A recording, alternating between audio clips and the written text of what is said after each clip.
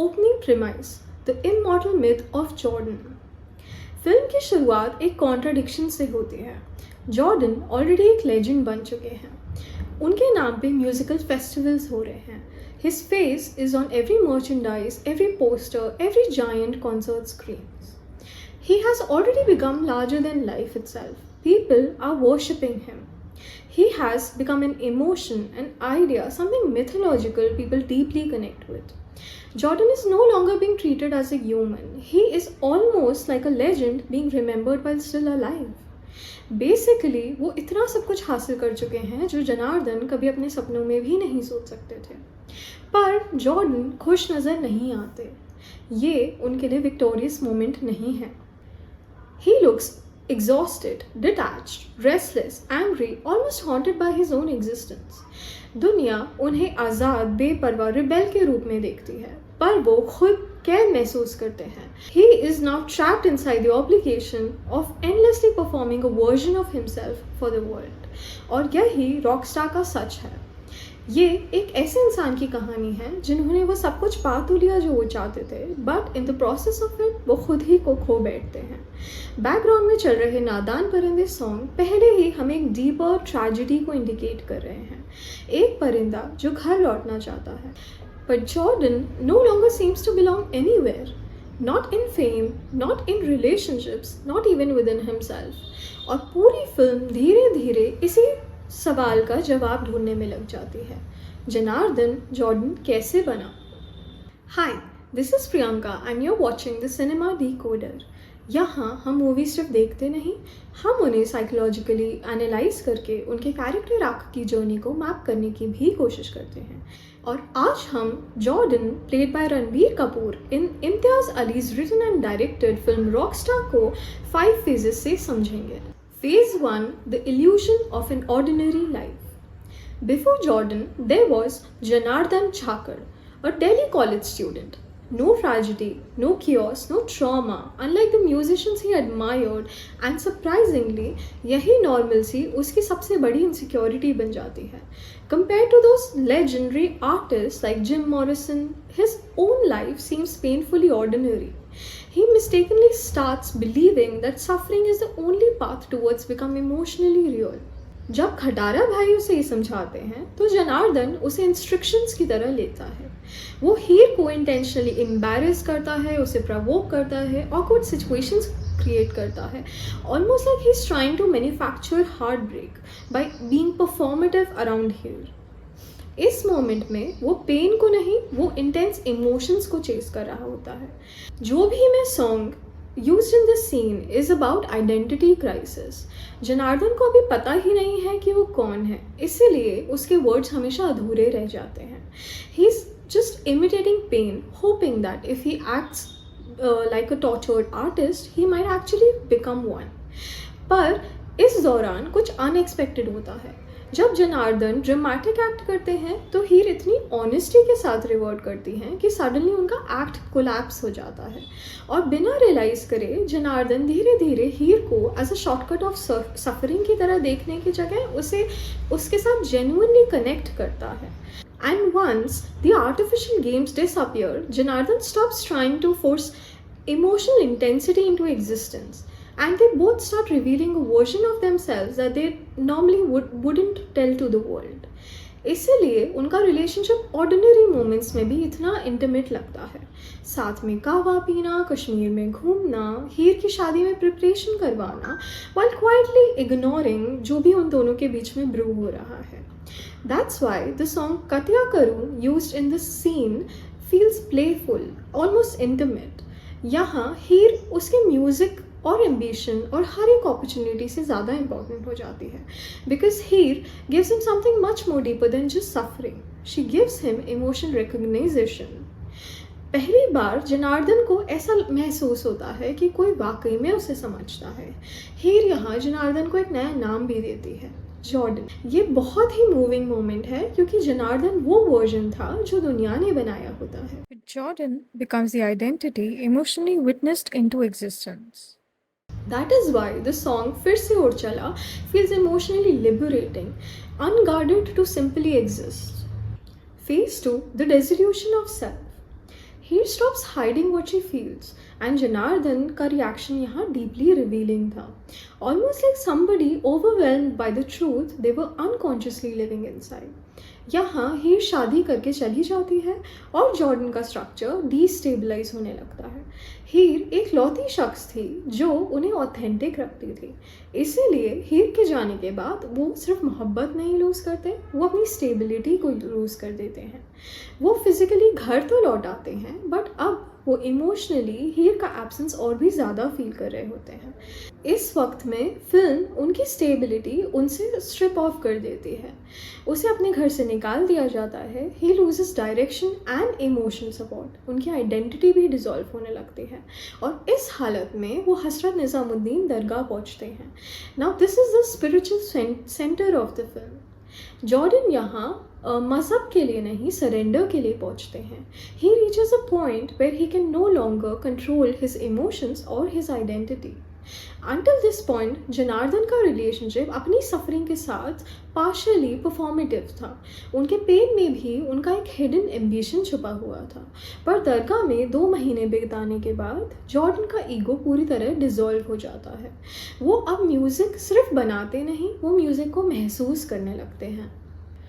His lines कर दे मुझे मुझसे ही रिहा में जॉर्डन अपनी ही कंस्ट्रक्टेड सेल्फ आइडेंटिटी को आज़ाद होने की दुआ मांग रहे होते हैं. कुन फाया कुन का लिटरल मीनिंग है बी एंड इट इज़, मतलब जो होना है वो होकर ही रहेगा. जब आप अपनी आइडेंटिटी को सरेंडर कर देते हैं यूनिवर्सल पावर के आगे, तब ही आपका एक नया वर्जन बर्थ लेता है. इसके पहले म्यूज़िक जॉर्डन के लिए करियर और एम्बिशन था, बट अब वो एक डिवाइन एक्सपीरियंस बन चुका है. हीर ने उसे नया नाम तो दे दिया था, पर दरगाह में ही आके उसे अपना नया वजूद मिलता है. यहाँ जॉर्डन का इक्वेशन हीर के साथ भी बदल जाता है. वो अब हीर को ओन नहीं करना चाहते, वो उसे अपने एग्जिस्टेंस का हिस्सा मानने लगते हैं. ये दरगाह मूवी में कोई रैंडम सिंबॉलिज्म नहीं है. हज़रत निज़ामुद्दीन की फ़िलॉसफी रिपीटेडली ईगो डिसॉल्व करने के बारे में बात करती है. वो हमेशा से love over status, devotion over performance और सरेंडर ओवर कंट्रोल जैसी फ़िलॉसफी पे बिलीव करते आए हैं. उनका यही कहना था कि Sufi is a pathway to divine experience. ये एक्सपीरियंस जॉर्डन के लिए लाइफ चेंजिंग हो जाता है, because earlier he wanted to become an artist, but here he slowly becomes a vessel, and that changes his music permanently. So later when he performs in Jagratra and records Sheher mein, the music no longer feels emotionally constructed. Earlier he wanted to sound profound, but now emotions leak accidentally through him, and that becomes his artistic voice. Even फिर से उड़ चला song का मतलब यहाँ बदल जाता है. जो सॉन्ग पहले आज़ादी के उड़ान के बारे में था, अब इमोशनल एम्प्टीनेस को दर्शाता है. Phase 3 exile from paradise. जब जॉर्डन प्राग पहुँचते हैं, they both already know the truth, but वो अब एक दूसरे के पूरे तरीके से नहीं हो सकते. Jordan notices that Heer slowly अपनी ऑथेंटिक सेल्फ से डिस्कनेक्ट हो रही हैं. The psychiatrist appointment, the forced normalcy, the emotional distance all indicate the same. इसलिए जब दोनों प्राग में घूमते हैं तो वो रोमांस कम एस्केपिज्म ज़्यादा फील होता है. प्राग feels emotionally surreal throughout the film, almost like a dream, एक temporary reality, morality, time and social construct के परे. प्राग में love stops being grounding and starts becoming consuming. और हवा हवा song appears playful and liberating. यहाँ जॉर्डन अपने creative Heights पे होते हैं. He is stimulated by the music. वो म्यूज़िक कंपोज करते हैं ऑन द गो. अपने सॉन्ग में फोकलोर स्टोरीज इनकॉर्पोरेट करते हैं और ऐसे म्यूज़िक रिदम्स इमेजिन करते हैं जो वहाँ प्ले करने के लिए थे भी नहीं. लेकिन फिल्म हमें बार बार किंग्स, क्वींस एंड बिट्रियल की स्टोरी इंडिकेट करती रहती है through out puppetry performances, like a thread under control with an invisible force. और ये मेटाफोर डिवास्टेटिंग हो जाता है क्योंकि इस वक्त में दोनों को लगता है कि वो दुनिया से एस्केप कर रहे हैं, लेकिन हीर मैरिज और सोसाइटी एक्सपेक्टेशंस में ट्रैप्ड है और जॉर्डन ऑब्सेशन और इमोशनल डिपेंडेंसी में। ये वो लास्ट फेज है जहाँ love feels liberating before reality enters fantasy eventually. Jordan की इमोशनल कॉन्फ्रंट्रेशन के बाद भी हीर उससे प्यार करती हैं, लेकिन उन्हें पूरी तरीके से एक्सेप्ट नहीं कर सकती और जॉर्डन लॉजिकली इस बात को समझते हैं बट इमोशनली वो उन्हें किसी और के साथ शेयर नहीं कर सकते। This contradiction becomes poisoning for both of them internally and love starts feeling like imprisonment. और जॉर्डन के इमोशंस एक इमोशनल ट्रांस की तरह बाहर आने लगते हैं इन सॉन्ग और हो, where he is expressing emotional intoxication through pain and closeness. Phase 4 autopsy of the soul. Prague के बाद जॉर्डन इमोशनली शैटर्ड होकर वापस आते हैं। उनका प्राइवेट इमोशनल कोलैप्स स्लोली उनकी पब्लिक आइडेंटिटी बनने लगती है। The media starts branding him as unstable, aggressive, political, and anti-establishment. And crowd misunderstood his source of rage completely. Jordan दरअसल में सोसाइटी पे गुस्सा नहीं, वो अपनी हेल्पलेसनेस से लड़ रहे होते हैं, लेकिन हार्ट ब्रेक और वल्नरेबिलिटी एकदम डायरेक्टली एक्सप्रेस करने की जगह वो उसे अनकॉन्शियसली रिबेलियन में कन्वर्ट कर देते हैं। पहली बार जॉर्डन रियलाइज करते हैं कि पेन कैसे परफॉर्मेंस बन सकती है और सडनली दुनिया उसके पेन और क्योस के साथ कनेक्ट करने लगती है। The more emotionally chaotic he becomes internally, the more powerful he appears externally. उसका अपीयरेंस भी धीरे धीरे पूरे सॉन्ग में फ्रेगमेंटेशंस को रिफ्लेक्ट करने लगता है। Military style clothing emotional imprisonment को रिप्रेजेंट करता है। Spiritual threads and prayer flags tells that he searching meaning beyond religion. Jordan becomes public voice of rebellion while privately failing miserably to survive his own heartbreak. Political badges and protest imagery represents personal pain projected as in collective resistance. Chains, keys, charms, compass representing wandering identity, lost home, emotional detachment. यहाँ जब Jordan गाने के बीच में बोलते हैं, बहुत साल पहले एक घना भयानक जंगल था, वो यहाँ अपने अंदर की दुनिया को डिस्क्राइब कर रहे होते हैं। एक ऐसा इमोशनल स्टेट जो रॉ था, अलाइव था, इंटेंस था और हीर के प्रेजेंस के साथ इमोशनली कंप्लीट फील करता था, जो शहर बन जाने के बाद डिस्ट्रॉय हो जाता है। यहाँ शहर रिप्रेजेंट करता है social construct, Heer's marriage, legal contracts वाली दुनिया, बेसिकली वो सब कुछ जो उनके ऑथेंटिक सेल्फ को फ्रीली जीने नहीं देते। परिंदों का एक झुंड यहाँ से हमेशा उड़ गया और कभी वापस नहीं लौटा। ये परिंदे एक्चुअली हीर और जॉर्डन के बीच का इनोसेंस, इनर फ्रीडम वाला वर्जन है जो परमानेंटली लॉस हो चुका है। किसी ने देखा है उन्हें, अब वो खुद को एक परिंदे की तरह महसूस करता है जो कि अपने झुंड को अभी भी ढूंढ रहा है, क्योंकि हीर के बिना he doesn't feel like he belong anywhere. Phase 5 the cruelest irony. अब तक जॉर्डन वो सब कुछ बन चुके हैं जो जनार्दन ने कभी बनने का सोचा था, फेमस, वर्शिप्ड, इमॉर्टलाइज्ड, लेकिन अंदर से वो कोलैप्स कर रहे हैं। पहले म्यूज़िक उसे पेन रिलीव करने में हेल्प करता था, लेकिन अब म्यूज़िक ही उसे उसके पेन में ट्रैप करके रखता है। इसलिए फिल्म बार बार उसे कॉन्सर्ट से गायब, पहाड़ों में बैठे, पुरानी जगहों को वापस रिविजिट करते हुए और इमोशनल एग्जॉशन में चुपचाप बैठे हुए दिखा रहा है, almost like he is trying to escape the very spectacle build around him. और यहीं फैल्कन सिंबलिज्म अपना फाइनल मीनिंग लेता है। पूरे फिल्म में जॉर्डन वॉन्डरिंग, फ्लाइट और एस्केप के साथ एसोसिएटेड था, जैसे फैल्कन जो एंडलेसली स्काइज में उड़ रहा होता है, लेकिन अकेला उड़ता falcon eventually freedom without belonging को भी रिप्रेजेंट करता है।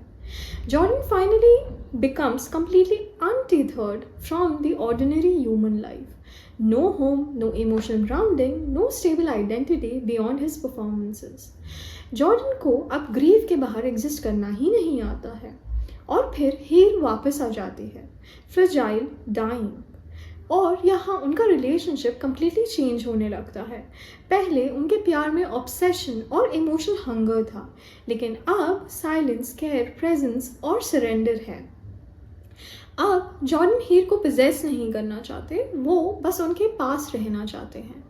लेकिन हीर के डेथ के बाद उनका लव माइथोलॉजी में ट्रांसफॉर्म हो जाता है, almost like Heer Ranjha and Laila Majnu, where love becomes eternal precisely because it could never fully survive inside the real world. Jordan and Heer briefly enters a space beyond the right doings and the wrongdoings, where they stood together outside any social construct. But the human being cannot permanently live in that state. और यही Rockstar का क्रूएलेस्ट truth है। Jordan survives after इनहाइलेशन, और इसीलिए हीर के बिना उनका survival punishment बन जाता है। Now he is left too broken to return to ordinary life and too human to transcend it completely. वो बाय द वेरी डेफिनेशन नादान परिंदे बन जाते हैं, एक ऐसी रूह की तरह जो जीवन खत्म होने के बाद भी भटक रही हो। फिल्म कोई क्लोजर या कोई इमोशनल रेजोल्यूशन पे नहीं खत्म होती, इट एंड्स विथ कंटिन्यूएशन। वो एक इमॉर्टल लेजेंड के जैसे जीते रहते हैं और हीर को अपने म्यूजिक में लिए परफॉर्म करते रहते हैं। The world celebrates the mythology of Jordan while the human being inside him has already dissolved long back. Thanks for watching the Cinema Decoder. If you like such meaningful interpretations, please subscribe and spread the word with other cinephiles.